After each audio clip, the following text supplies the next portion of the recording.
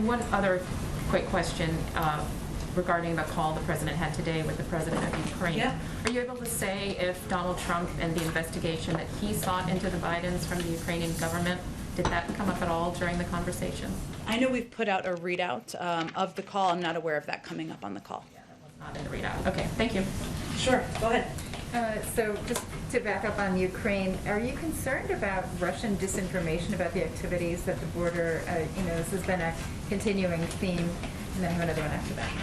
You're absolutely, you are absolutely right, Andrea. It has been a continuing theme. We've seen this movie before of the disinformation campaign that Russia has implemented in the past as it relates to their aggressions at the border of Ukraine.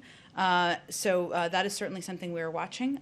We are concerned about, and we will continue to communicate from here, but also with our partners in Europe about.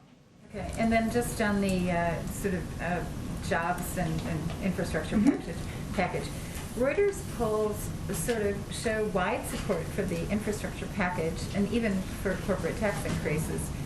But when Reuters asks Republicans, the support is very partisan. So and there's a sense that Republicans will not support anything that has basically a Democratic president's name on it. How do you change that dynamic? The president talked about it just before, and said he thinks that Republican voters will speak, but our polling shows that they're going to follow the leader.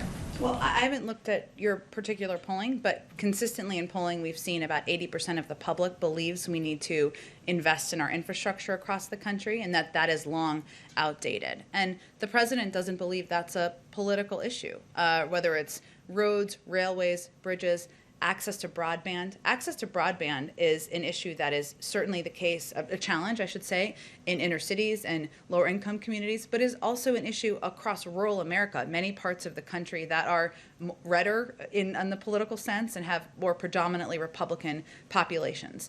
I think what our focus is going to be on is continuing to communicate the different components of this package and how it's going to specifically help the American people.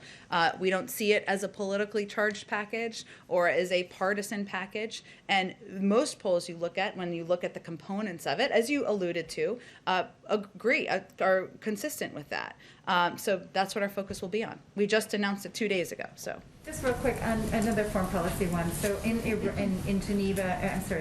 Vienna now, there's this discussion about having U.S. and Iranian negotiators are to be in Vienna at the same time, but not meeting directly. Right.